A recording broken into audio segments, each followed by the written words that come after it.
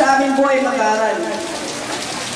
At sa hapong ito'y, nais kong sila ang bigyang pugay, higit sa aming mga sarili.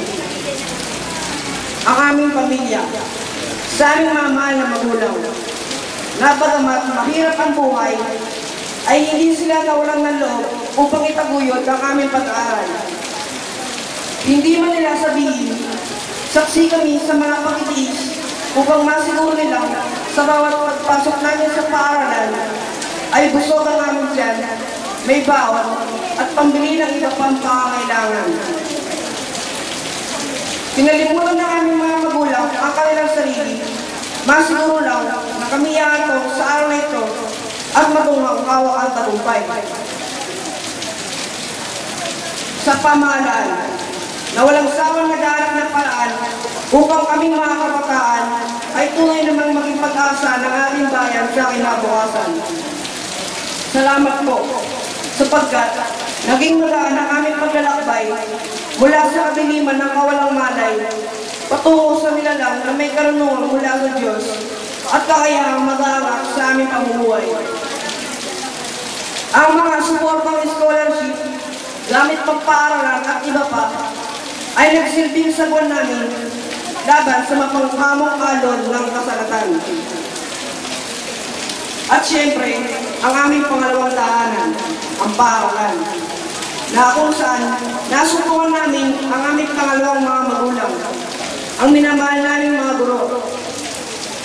Napagamat, malaki ang hamon sa kanilang pinawang bukasyon, ay hindi nagmaliw ang halab sa kanilang mga puso upang kami turuan, gabayan, at higit sa lahat, upang kami mahalin. Sila na hindi namin kadugo, subalit taglaan ng hindi magkakawalan ng edukasyon, masiguro lang na magtatagumpay kami at matiyak na makaharap kami ngayon sa inyo sa hapong ito. Malayo pa ang paglalakbay na naghihintay sa ating mga kamag-aral. Tayo tulok lamang sa mundong ating sinilangan. Marami pang hamon, pagsubok, kabiguan, sakit, luwag pawis ang ating pagdaraanan. Subalit dapat nating patunayan sa ating pamilya, sa pamahalaan at sa sinutang paaralan na kailanman hindi natin sila maaaring buuin. Paunin natin ang lakas ng ating pamilya, ang tiwala ng pamahalaan at pagmamahal ng ating paaralan sa pakikipagsapalaran sa mas mapangawang mundo. Na tayong lahat ay isinilang hindi upang masulit, kundi upang magulit. Uli, isang mabiyayang hapon sa inyong lahat. Simpleng masayang pagbati at maging regalo, dulot ay kagalakan sa puso ng bawat tumatanggap. Kaya ating pakinggan ang pagbati ng ating punong lusot ng Valenzuela sa mga batang nagsipagtapos, kagalang-galang Sherwin T. Gatchalian, na katatawanin ng ating kinatawan ng unang distrito ng lungsod ng Valenzuela, kagalang-galang Rexlon T. Gatchalian. Congratulations sa mga graduates! Kahit na maulan, at least, nairaos pa rin natin na maayos ang inyong graduation at suot-suot pa rin natin yung mga toga at hawak-hawak na natin ang mga diploma nyo. Bago magsimula, nais ko pong batiin ang mga kasama ko natin sa entablado. Siyempre sa ating punong guro, kay Mr. Lelita, at sa kanyang mga kasamahang punong guro na galing pa sa iba't ibang paaralan. Nandito rin yung supervisor natin kay Mama Panga. And of course, nandito rin ho ang ating dating konsihala, kay Konsihala Not Esteban. And yung mga barangay officials ho natin, nakita ko dito si Kagawad Danny Alonso, Kagawad Rudy Alonso, at Kagawad Danny Bumiao. Magandang hapon sa inyong lahat. Tulad na sabi ko, bago ang lahat, hindi nyo ng paumanhin si Mayor Sherwin dahil hindi siya makakadalo ngayong hapon sa graduation dahil sabay-sabay po ang graduation natin dito sa Valenzuela City. Pero wala man naman siya dito ngayon, nakikiisa po siya at pinararating niya ang kanyang mainit na pagbati sa inyong lahat. Sa mga graduates, congratulations. Alam ko na napakatagal nyo nang dinasama-sama na masuot yung mga puting toga at mahawakan yung diploma. Alam ko yung pakiramdam nyo, napakasaya nyo ngayon, ang sarap ng feeling. Sa katunayan, mamaya, pag hindi nakatingin siya, ma'am, iuwinin yung toga nyo, pwede kayo matulog ulit na suot-suot yan. Para lubos-lubusin na natin, di ba? Minsan na lang tayo magsusuot ng toga, bakit pa kailangan half day lang? Biro lang yun. Alam nyo, para maramdaman nyo ulit yung pakiramdam na nararamdaman nyo ngayon. Para makapagsuot ulit tayo ng toga, para makahawak ulit tayo ng diploma, kailangan pinagpaplanuhan na natin yung high school natin. Baka iniisip nyo, Congressman, kakabakasyon lang namin, magbabakasyon pa lang kami, high school ka agad ang pinag-iisipan. Kasi alam naman natin na napakabilis ng panahon. Ilang buwan lang, ilang linggo lang, tutungtong na kayo sa high school. At this time, iba yung high school nyo dahil yung high school nyo, 6 years na. Hindi tulad nung noon na 4 na taon lamang. Kasi kayo ang unang makakibahagi doon sa programa ng Pangulo natin, yung K+12 program, kung saan dinadagdagan ng 2 taon pa ang high school nyo. So next year, grade 7 na kayo. So mabilis talaga yung panahon. Kaya kailangan sa murang edad, kahit nagbabakasyon tayo, pinagpaplanuhan natin yung kinabukasan natin. Una sa lahat, kailangan patuloy natin pinagyayaman ang ating isipan. Lagi ko nga sinasabi sa mga graduates, hindi na tatapos ang pag-aaral sa labas, pag natapos ang paaralan, ang school hours. Hindi na tatapos ang pagyayaman ng inyong isipan dahil lang lumabas na kayo ng paaralan. Kung hindi dapat, sa inyong mga libreng oras, lagi tayong nagbabasa at lagi natin pinagyayaman ang ating mga sariling isipan. Like ko nga sinasabi, magbasa, magbasa at magbasa. Baka iniisip nyo, ano babasahin mo namin? Wala naman ho kaming mga textbook na, wala nang homework. Yun nga masaya dun eh. Alam ko, may mga sarili kayong mga interest, may mga sarili kayong pangarap na gusto nyo makamit paglaki nyo. So ang importante ngayon pala, nagbabasa tayo tungkol sa mga gamit na yun, sa mga interest na yun. Alam naman natin na mayroong internet, makakahanap tayo ng mga dokumento o mga materyales single dun sa interest nyo. Kanina narinig ko na may mga gusto mag-doctor, gusto mag-engineer. This early, kahit ganitong kaaga pa lang, magbasa na tayo para pagdating natin sa mga punto na yon, alam na natin ano ang i-expect natin. Pangalawa, para maging magtagumpay rin tayo, magtungtong natin sa high school para makapagsuot ulit tayo ng bagong toga at ng panibagong diploma naman ang mahawakan natin. Huwag rin tayong mahihiyang humingi ng tulong sa kapwa natin. Walang masama na aminin natin na tao lamang tayo at hindi lahat ng tamang sagot ay kaya natin sa sarili natin. At hindi lahat ng hamon kaya natin tugunan ng nag-iisa tayo. Yung mga kaibigan nyo na nagawa dito during the past 7-6 years, magiging kaibigan nyo pa rin sila kung hindi tayo humingi ng tulong sa kanila. Yung mga naging guru nyo, kahit na hindi nyo na sila teachers, pwede pa rin kayo lumapit para sa tulong, lumapit sa kanila para humingi ng tulong. Walang masama na humingi ng tulong sa kapwa. Ang importante lang, marunong kailangan tayo umamin na hindi nga lahat ng tamang sagot ay alam natin. Pero pag pinagtulong-tulungan natin, mas dadaling mahanap yung tamang sagot.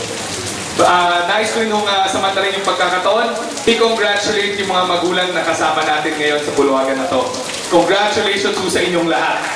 Alam ko na bagamat hindi ho kayo ang may suot ng mga puting toga at hindi ho kayo may hawak ng diploma, kayo ho ang rason kung bakit nandito ho ang mga batang to sa harapan natin. Yung inyong dedikasyon, yung inyong mga pangarap para sa kanila, yung sipag ho nyo at yung tiyaga nyo para maipundar natin ang maayos sa kanilang edukasyon ang rason kung bakit nandito ho sila ngayon. Alam mo nyo, itong taon na nakalipas, nagagalak po kami ni Mayor Sherwin, i-report po sa inyo na ang ating lungsod ang #1 sa National Achievement Test sa Metro Manila sa grade 6 level. At nagawa ho natin yan dahil sa inyo. Dahil ho dun sa buwis na binabayad nyo sa pamahalang lungsod, nakapagtaguyod ho tayo ng mas magagandang mga paaralan, nakapagkumuha ho tayo ng mas maraming trainer para matrain natin yung mga teacher natin sa mga advanced skills. At dahil sa inyo, mas marami tayong pasilidad na naitayo para mapangalagaan at maturuan ng maayos sa mga kabataan na to. Alam mo nyo, at para sa mga graduates rin, doon sa detalye sa data report ng DepEd sa atin, makikita natin na sa public schools ng Valenzuela City, ang average score sa National Achievement Test, 80%. Ang mga nasa private school, mas mababa ng 20%. Halos nasa 60 lang ang average score nila. Diyan natin mapapatunayan na sa tulong ho nyo, sa buwiso na binabayad nyo, mas magagaling na ang mga public school graduates natin kaysa sa private school graduates natin. Hindi na ho na ngayon, hindi na ho nakakahiya na sabihin na ang mga public school, mga anak natin ay gumagraduate sa public school dahil kalidad na edukasyon ho ang kanilang nakakamit dito sa mga pampubliko nating paaralan. At nakamit lang ho natin yan dahil ho sa inyo, Dahil sa patuloy niyong pagsuporta sa mga proyekto ng pamalang lungsod ng Valenzuela City. At sana ho sa mga darating pa ho na taon, sa mga darating na buwan, para mapanatili ho natin #1 ang Valenzuela City sa National Achievement Test. Sana samahan niyo ulit kami sa paglalakbay na yon.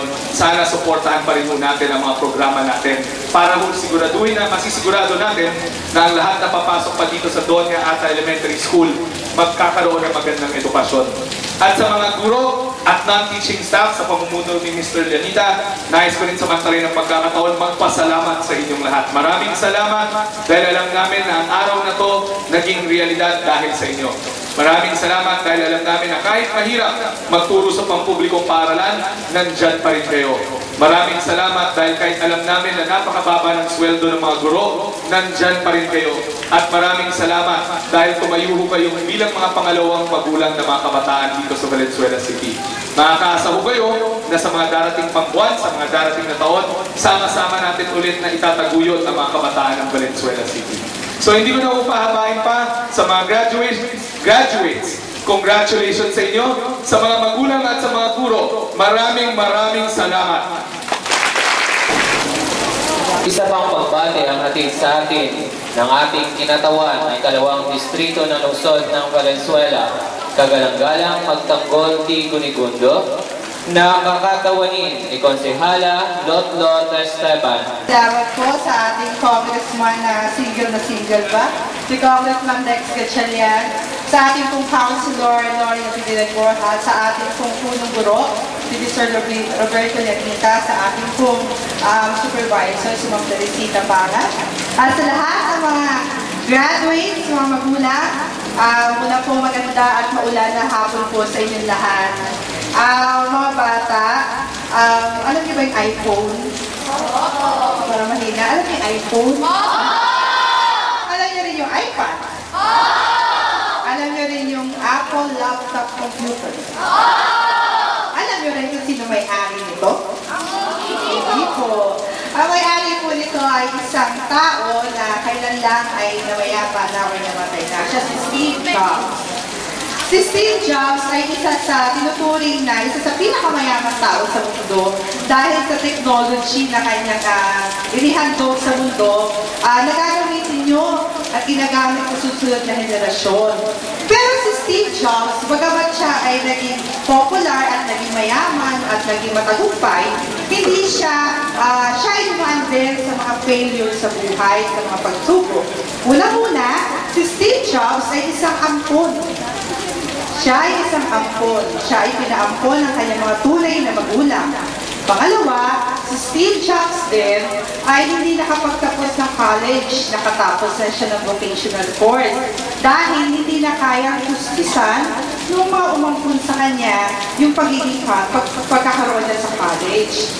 At si Steve Jobs, nung mga panahon na siya ay na-found or nakita niya or nakuha niya ang Apple, tatlo sila rito, nag-founder ng Apple, tinanggal siya dun sa kumpanya na kung saan parang araw wala siya ay magbabay-ari nito. At yung pang-apat, si Steve Jobs din, noong 2004 ay na-diagnose na meron siyang cancer. Pero, nakasurvive siya dito. Alam nyo, ang buhay ng tao, ay naniniwala tayo na hindi magiging matagumpay kung hindi tayo dumadaan sa ganitong mga failures. Sinabi rin niya na huwag daw tayong matatakot na mawalan dahil nung pinanganak naman tayong lahat, wala tayo kahit ano, kahit nga damit, wala tayo, nung pinanganak tayo, di ba? At sabi rin din niya na tayong mga kabataan, kayong mga kabataan, ay huwag hayaang madiktahan ng ibang tao. Kung ano ang gusto ninyong marating at gusto ninyo sa buhay, pilitin nyo itong marating sa pamamagitan ng inyong mga sarili. At isa sa pinaka-famous na sinabi niya, I always follow your heart. Ibig sabihin, lagi mo raw pakikinggan yung tibok ng puso mo. Pero hindi rin ibig sabihin, mga bata, ay mag-aasawa kayo agad, ha? Yun ay follow your heart on your dreams sa inyong mga pangarap. Kaya ngayon kung hapon ito, lalo-lalo na sa mga graduates, sa mga magulang, congratulations dahil you choose to follow your heart. Sinundan nyo yung tibok ng puso nyo. Bakit? Kaya po kay graduates ngayon dahil sa pagmamahal ninyo sa mga batang nahandito. You choose to follow your heart.